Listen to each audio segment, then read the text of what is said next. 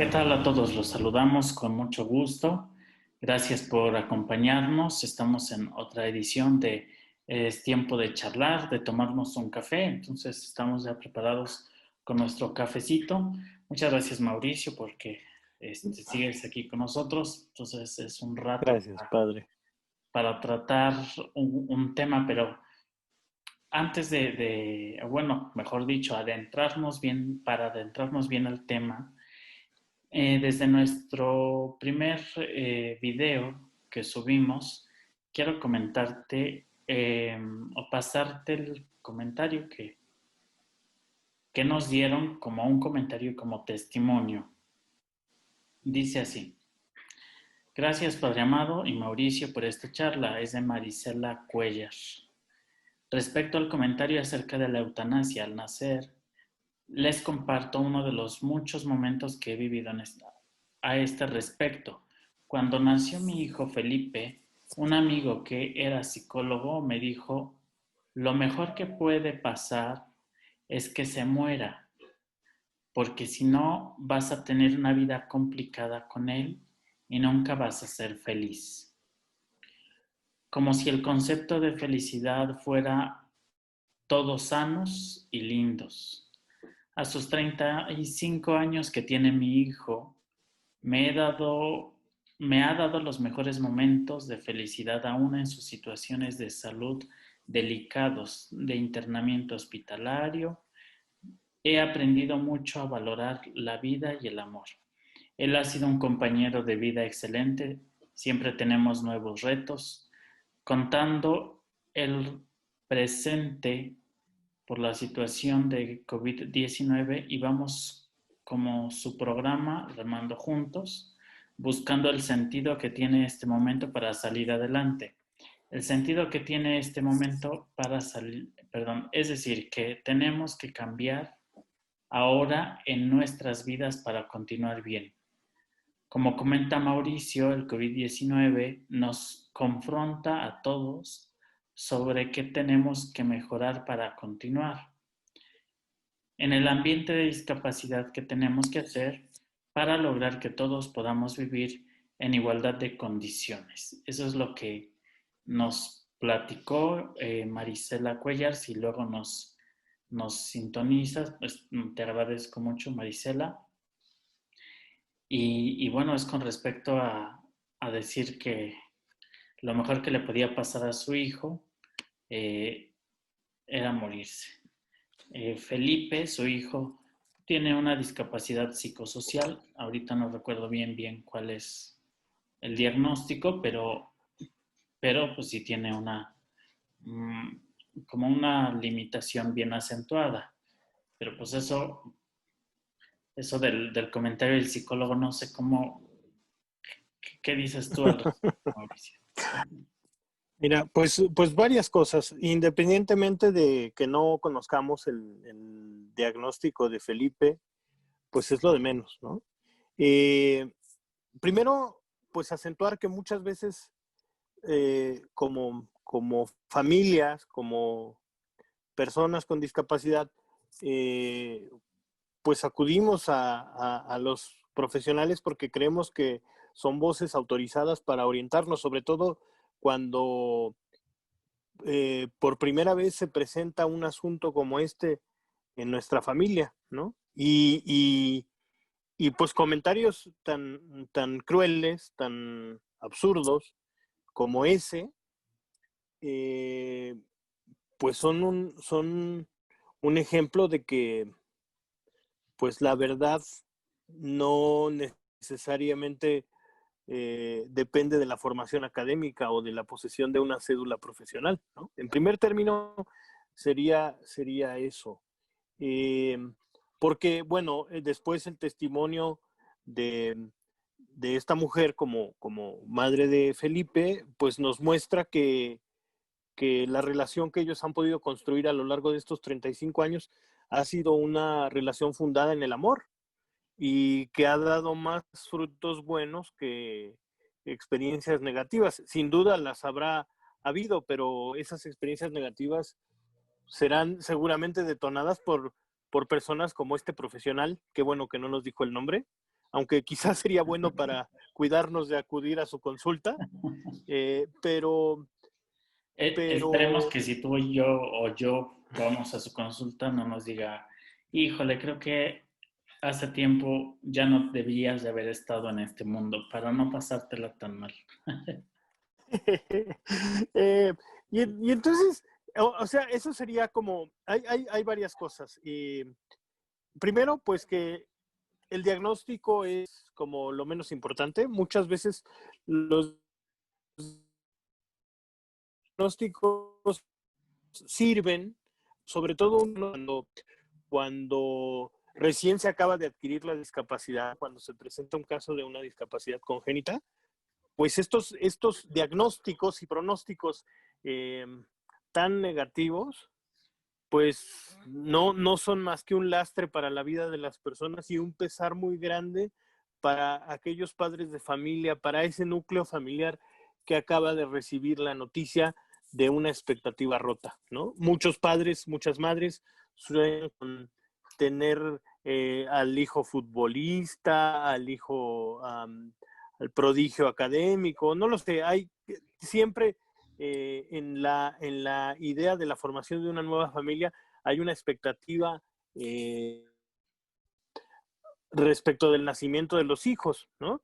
Y pues el primer golpe que enfrenta un matrimonio cuando recibe un diagnóstico de que su hijo, su hija, enfrentan una condición discapacitante, pues es de por sí un golpe fuerte. Y luego si nos topamos con un profesional como este sujeto, pues imagínate, ¿no? Qué bueno que Marisela y su hijo han logrado trascender este, este lastre que les echó encima, esta losa que les echó encima ese profesional o pseudo profesional de la psicología, ¿no?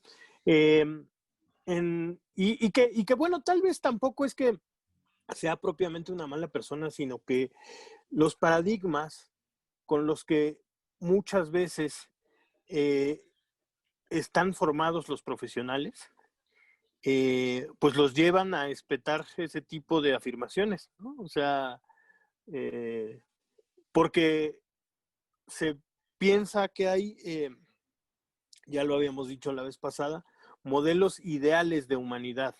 Y entonces, si alguien con un diagnóstico de este tipo al inicio de su vida no responde a un modelo ideal de humanidad, pues lo más fácil es descartarlo.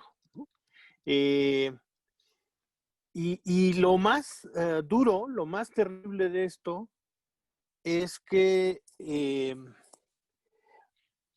no necesitamos acudir a propuestas tan radicales como podría ser la eutanasia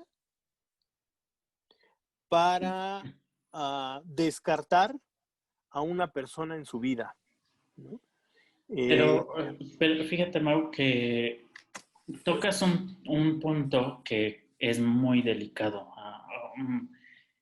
Puede sonar como muy simplón o muy sencillo, pero me parece muy delicado porque así como lo llamas tú de la expectativa rota, realmente a los padres les causa una crisis, pero una crisis extrema, o sea, muy golpeante, cuando reciben la noticia que la mamá acaba de dar a luz a un hijo, una hija, pero que no va a cubrir con las expectativas, que no está dentro del marco de lo así llamado normal.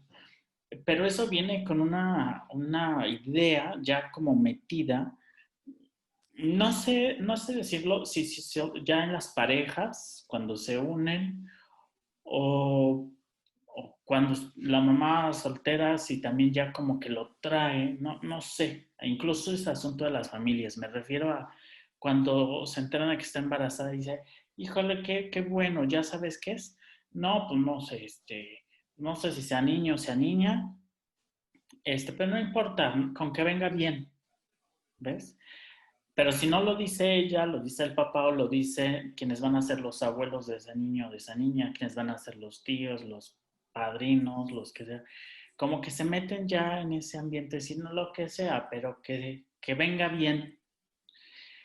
Eso ya nos tendría que poner como las intermitentes, Mau, porque ¿y si no viene bien, qué pasa? Y si no viene bien, me refiero a que si tiene un síndrome, si no va a crecer regularmente como un servidor, si no va a caminar bien, si se le produjo al momento del parto alguna situación y lo dejó ciego o lo dejó hipoacúsico, completamente sordo. O sea, es que ya no viene bien. Eh, pero ¿qué pasa?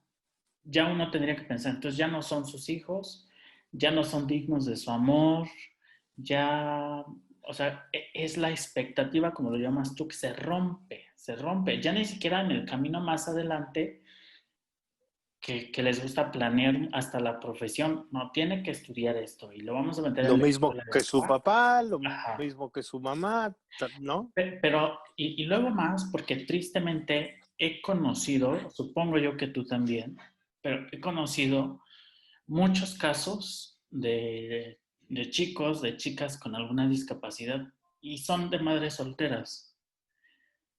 Y resulta que, suponte, de las 7 parejas que yo conozco, bueno, de los 7 casos, terminan como madres solteras porque el esposo, el padre, al enterarse de esta situación, no le agrada tanto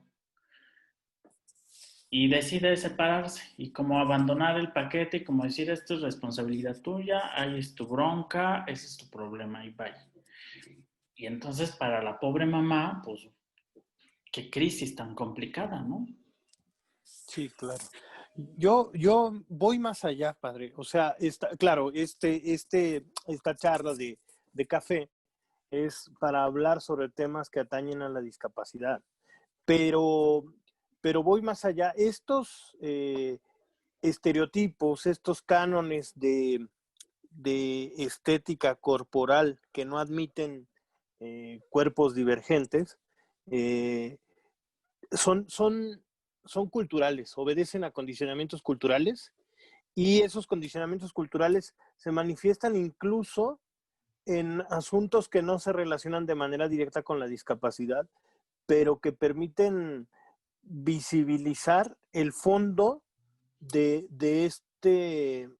esta cultura excluyente, de esta cultura narcisista, dirían, eh, eh, porque, porque, por ejemplo, te dicen, o bueno, yo lo he escuchado, ay, qué bueno que te casaste con un güerito para que mejores la raza, o ay, es un niño, una niña muy bonita porque está blanquito o rosadito y tiene los ojitos azules, y, ¿no? Y entonces de pronto estas etiquetas condicionan ya situaciones de exclusión o de discriminación frente a otros aspectos en la vida, ¿no?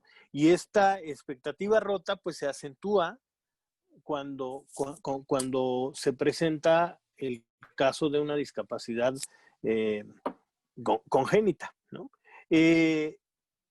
Y entonces, lo primero que hacen las familias, como pues reciben esta noticia en el ámbito médico, pues es acudir a profesionales de la salud. En este caso fue un profesional, entre comillas, de la salud mental, el que le dio este diagnóstico a esta mamá. Pero, pero yo quiero tocar otro aspecto que te decía, no se trata solamente de contemplar la posibilidad de interrumpir la vida o de matar, mejor dicho, las cosas como son, a una persona por su condición de discapacidad. O sea, decir, lo mejor que le podría pasar es que se muriera, pues eso es terrible, es desearle la muerte a alguien que acaba de nacer. Pero esta exclusión esta muerte no necesita llevarse a cabo a través de un procedimiento para interrumpir la vida. Hay un texto que a mí me impactó cuando lo leí, de un filósofo y teólogo alemán radicado en Costa Rica, Franz Hinkelammert, que se llama La maldición que pesa sobre la ley. Y el presupuesto básico de este libro, bueno, es un libro muy interesante. El presupuesto básico de este libro es que cuando una ley es injusta, mata. Es decir, cuando una ley, pretendiendo proteger jurídicamente un bien jurídico o un derecho, por así decirlo, genera víctimas y entonces termina matando a otro grupo de personas. Y muchas veces eso es lo que pasa con nuestros sistemas jurídicos. Cuando las leyes se promulgan, se elaboran, se redactan sin contemplar a ciertos grupos de personas, las están condenando a la exclusión. Y esa es una forma de exterminio, esa es una forma de eliminación social. Por eso es que es importante buscar que todo nuestro marco jurídico, nuestro marco normativo, contemple posibilidades de participación para todas las personas. Pero no solamente eso. Yo quisiera también decir que hay que recordar que una de las fuentes del derecho son las costumbres. Es lo que se llama derecho consuetudinario. La costumbre se hace ley. Y entonces la exclusión comienza justamente en las familias. ¿Qué pasa cuando a una mamá... ¿Qué hubiera pasado si a Marisela la hubiera convencido el argumento de esta persona respecto de que lo mejor que le hubiera pasado a su hijo era morirse? No, no, Y impensable. en lugar de crear un ambiente familiar, un núcleo familiar nutricio para el desarrollo de este joven ahora, bueno, de este adulto ahora, ella lo hubiera excluido de la familia. Muchas veces pasa. A mí me llegó a pasar que conocí personas de cierto nivel socioeconómico alto que ocultaban a sus hijos con discapacidad, los tenían internados, institucionalizados en algún lugar y ni siquiera se sabía, solamente cuando uno ya lograba incluirse en un entorno más de amistad, más íntimo con la familia, se sabía que esa familia estaba integrada por algún miembro con discapacidad. Entonces, Y que no era conocido, y ¿no? que no era conocido, ¿no? Yo Que conozco, había crecido oculto. yo conozco igual dos casos, uno de ellos más, pues más evidente, irónicamente es más evidente, aunque está más oculto, ¿no? Igual de una familia con un estatus social elevado, socioeconómico, social elevado, pero que no acepta la discapacidad intelectual y auditiva de su hijo es el papá. Y entonces el papá ha invertido mucho y, pues ya sabes, en terapias, en aparatos, en consultas, en medicamentos, porque la idea es la normalización, ¿sabes? O sea, tiene que oír, tiene que escuchar normal a todos, tiene que entender como todos, tiene que... Y luego, no sé, no estoy seguro, pero decir si lo obligaron. No tengo seguridad de eso, pero vamos a decir así como que lo estudió o lo metieron a estudiar filosofía. Claro que le estaba costando muchísimo. Primero porque la preparatoria y los anteriores certificados de estudio, este, no sé cómo lo sacaron, porque al final, si no escuchaba bien y si tenía o tiene una discapacidad intelectual, pues tampoco comprendía el ritmo de los demás. Cuando va a la escuela, de mucha exigencia, ¿ves? Pero para el papá no podía quedar atrás o no podía ir a otra escuela, no puede ir a otra escuela que no sea como lo de su ambiente, su entorno, su concepción. Pero imagínate a alguien así que no escucha, cuya hipoacusia pues es progresiva y con una discapacidad intelectual en una carrera tan abstracta que es la filosofía, híjole, sí, en los últimos tiempos que lo lograba ver, pues sí era una situación sufrida, que no entendía, mmm, no asimilaba, pues qué te digo. Sí, pues a lo largo de la historia de las personas con discapacidad hemos visto que se utiliza como criterio de exclusión la ausencia de capacidades, ¿no? Es decir, el, el rasero con el que se determina si alguien eh, pertenece o es excluido a la sociedad es lo que puede o no puede hacer. Entonces, por eso ocurren casos como el que estás diciendo, tratar de forzar la normalización del hijo a toda costa para ocultar la discapacidad, ocultarla de una manera absurda, es como barrer y echar la tierra bajo la alfombra, ¿no? La suciedad ahí está, o es como querer tapar el sol con un dedo. Pero te das El punto cuenta es, que la motivación es desde el rol social, de así qué es, va a decir la sociedad, los amigos, cuando guardan un estatus social y económico elevado. Entonces no es bien visto, ¿ves? Por eso es factor de esto vergüenza. sí, puede ocurrir en cualquier ámbito de la sociedad. Yo ponía este ejemplo porque probablemente es quienes accedan a más recursos y puedan como efectuar más intentos fallidos para alcanzar la pretendida normalización de una persona, ¿no? Pero, es decir, lo, yo creo que un elemento que está presente desde el principio de la historia de las personas con discapacidad es lo que, lo que se ha denominado capacitismo, ¿no?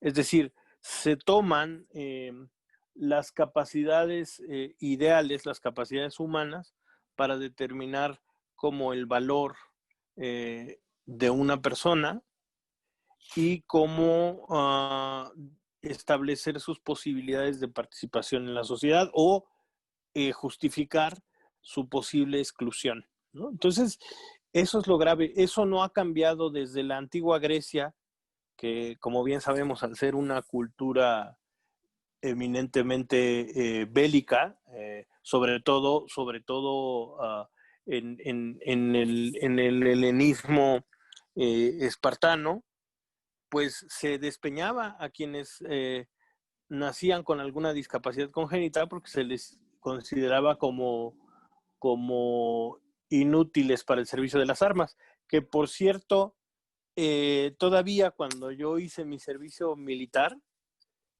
así le ponían a uno en la cartilla. Yo todavía tengo la hojita de liberación en mi cartilla del servicio militar porque me tocó bola blanca y decía inútil para el servicio de las armas por presentar tal padecimiento registrado en no sé qué índice que decía que pues eso me hacía como inútil para el servicio de las armas, ¿no? Entonces, de pronto, y esto sigue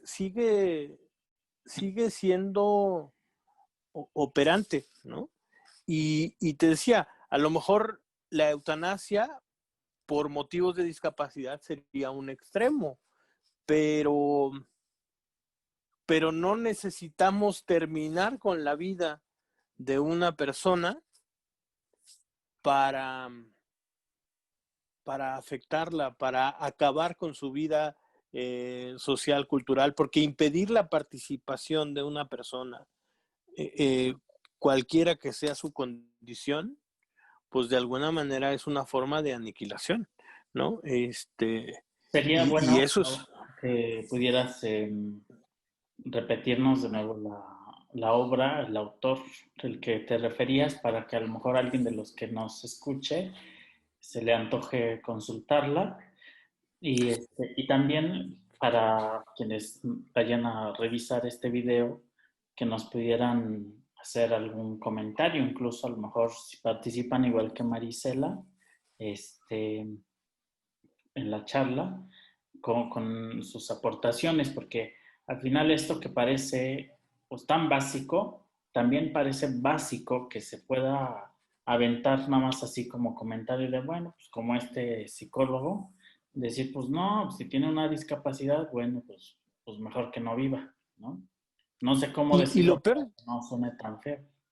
y lo peor de todo es esa confiabilidad que le otorgamos a las personas en función de la ostentación de un título profesional, ¿no?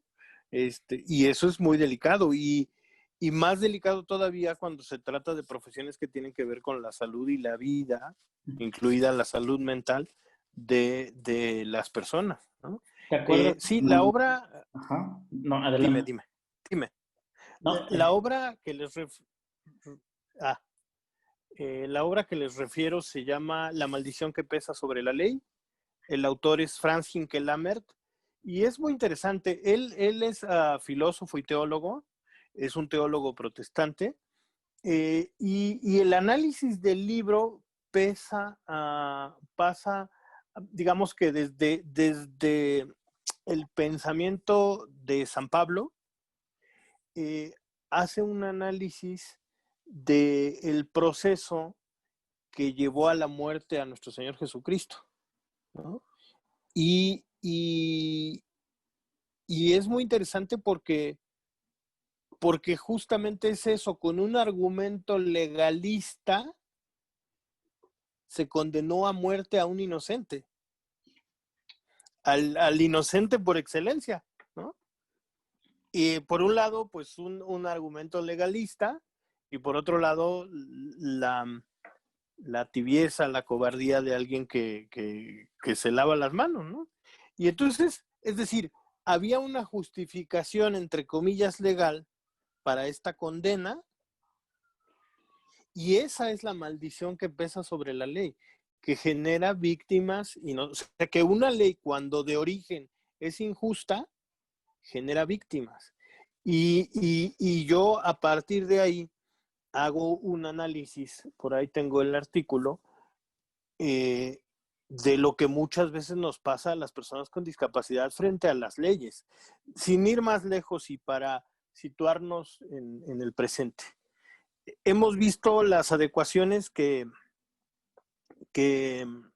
se han tenido que hacer en el sistema educativo para que los niños, las niñas y los maestros puedan incorporarse al ciclo escolar, ¿no? De manera virtual, a distancia o por televisión o como se quiera, pero lo cierto es que los contenidos no contemplan a las personas con discapacidad, independientemente de que hay otros muchos criterios, cuántas personas tienen acceso a Internet, cuántos hogares tienen acceso a Internet, cuántos hogares tienen luz eléctrica, televisión, es decir, hay otros factores que entran en juego, pero no solo eso, sino el diseño de los contenidos para televisión realmente contemplan a las personas con discapacidad. Era también parte de lo que nos recordaba Marisela respecto de nuestro video inicial, cuando hablábamos de lo que el COVID ha puesto en evidencia respecto de estas situaciones de exclusión sobre ciertos grupos de población, como es el caso de las personas con discapacidad. Yo lo decía la vez pasada también, la discapacidad evidencia nuestra pobreza o nuestras carencias como sociedad en términos de ejercicio de la caridad. Es decir, muestra que somos incapaces de hacernos uno con el prójimo, ¿no? Sobre todo con el prójimo en condiciones de vulnerabilidad más complejas, como es la discapacidad. Mau, yo quisiera un poquillo ir cerrando esta charla, pero trayendo a cuenta una experiencia que me da risa después de algunos años, enmarcada en lo que vamos dialogando, en los profesionales que en lugar de aportar humanitariamente a favor de la inclusión, y ya ni siquiera la inclusión, sino el sentido meramente humano, y desde las profesiones, o sea, porque uno apuesta, como dices tú, pues que es un profesional y que su criterio, pues te lo está dando porque es el profesional y que tú lo estás tomando porque consultas al profesional y no haces lo que a ti se te ocurre.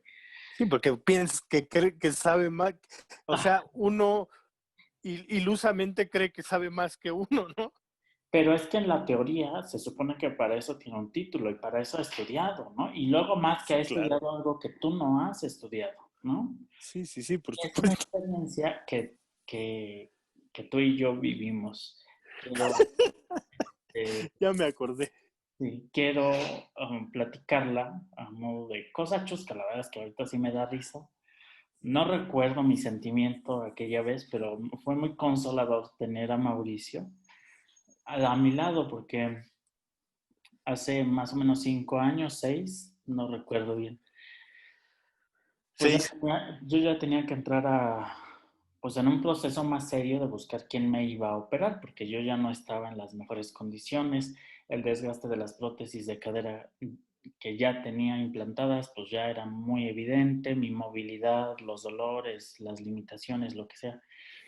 Y entonces el seguro sacerdotal con el que tratábamos en aquel tiempo, pues tenía todas sus, no sé cómo lo digo, como sus cuestiones al aire, ¿no? Pues son limitaciones que cualquier seguro de gastos médicos tiene, ¿eh? No es privativo de un seguro para ustedes como sacerdotes, pero bueno. Claro, pero al final, pues sí es más cerrada, era más cerrada las posibilidades, ¿no? Entonces, total de que, bueno, pues me mandan con una doctora y la doctora ve mis radiografías, los rayos X que llevo, y pues con toda la elegancia y la diplomacia que supo, palabras más, palabras menos, dijo, soy incapaz, o sea, yo no puedo con esto, consulte a otro doctor. Previo a eso, Mauricio, yo lo digo así como hablando en tercera persona del plural por los que nos vayan a ver, eh, me habían mandado con otro ortopedista y de verdad que yo creo que el Espíritu Santo me iluminó y también me metió en esa intranquilidad porque suscitó en mí un sentimiento de decir, no necesito ir acompañado porque como que va a haber un criterio que no voy a poder manejar y quiero y tengo que ser objetivo. Y ya me sentí, que te lo platiqué, Mauricio, me sentí inmediatamente como debilitado para eso, de no voy a ser objetivo, no voy a dar luces claras yo mismo. Y dije, ¿a quién invito? ¿Quién me va a acompañar al médico? Y dije, Mauricio. Entonces ya le hablé a Mauricio, y ahí vamos, Mauricio y yo. Yo con todas las dificultades de caminar, pues más pronunciadas por los Yo dolores también. que ya tenía. Y Mauricio, pues también. Mauricio se apoya en mi hombro, pues para ir caminando. Claro que sin poner un gramo de peso del suyo, porque yo no lo podría aguantar. Entonces yo siempre le decía a Mauricio, mi apoyo es psicológico, o sea, termina siendo psicológico porque, Moral. ajá, porque pues tú apoyarte en mí, no, pues me acabas de romper, o sea.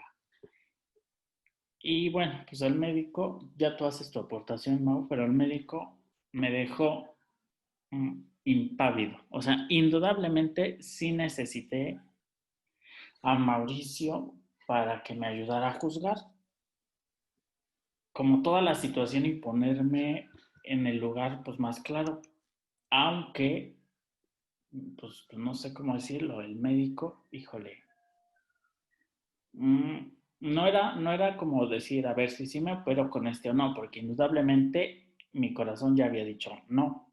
Y mi cabeza, pues ya ni se lo pregunté. Pero estaba yo queriendo entender la situación de este fulano, me está tratando como res o como un animal que se está metiendo al matadero, pero con la suerte de que no salga muerto, no sé. Pero luego volteé a ver a Mauricio y dice, ah, pues también a ti, como que pásale al taller de talacha y de hojalatería y pintura, y también pues sirve que aprovechamos y también te arreglamos a ti. Porque analizó someramente la radiografía y dice, no, pues aquí esto ya no se va a poder poner así, pero como vamos a tener que meter una prótesis y la prótesis va aquí y aquí ya no se va a poder meter, pues le buscamos otro lado. Si no puede quedar acá o puede quedar acá, no hay problema. Entonces inmediatamente yo me imaginé como con una pierna, pues así, pero la otra pierna así como salida. O sea, ¿cómo puedes poner una prótesis para una pierna por otro lado? Como que a ver por dónde la encuentro. Sí, fuera de la cavidad femoral, te iba a abrir otra cavidad femoral, ¿no? Ajá, pero una opinión que te extraña, porque se supone que no fui con un partero o un médico general, no sé qué. Se supone que es o era, no sé, un especialista en ortopedia, pero que te hable de esa manera y que luego te voltee a ver a ti, Mauricio, y decir, ay, ¿tú qué tienes? No, pues a ti también te arreglamos, o sea, como que tienes las piernas chuecas, pues te las desenchuecamos tan sencillamente, ¿no? Sí, 2 por 1, ¿no? Entonces, es el ambiente profesional. Digo, no estoy generalizando, estoy hablando de una experiencia concreta. Yo creo que, y esto, si me permites, puede dar pie a la siguiente charla, porque, bueno, finalmente hubo quien te operó y quien te operó bien, porque gracias a Dios tu funcionalidad es bastante buena. Y no sé cómo andes de molestias, pero me parece que gracias a Dios también Estoy bien. son, son mínimas, digamos. O sea, bendito sea Dios. Mira, primero resaltar a la doctora, a la primera doctora que te vio, que fue honesta, que fue ética y que fue capaz de decir yo no puedo con esto. Luego, bueno, pues al equipo médico que te operó y que gracias a Dios los encontraste y que te tienen donde estás. Pero en medio está este medicucho, que no le pueden no llamar de otra manera, Dios libre a los pacientes con los que se tope, ¿no?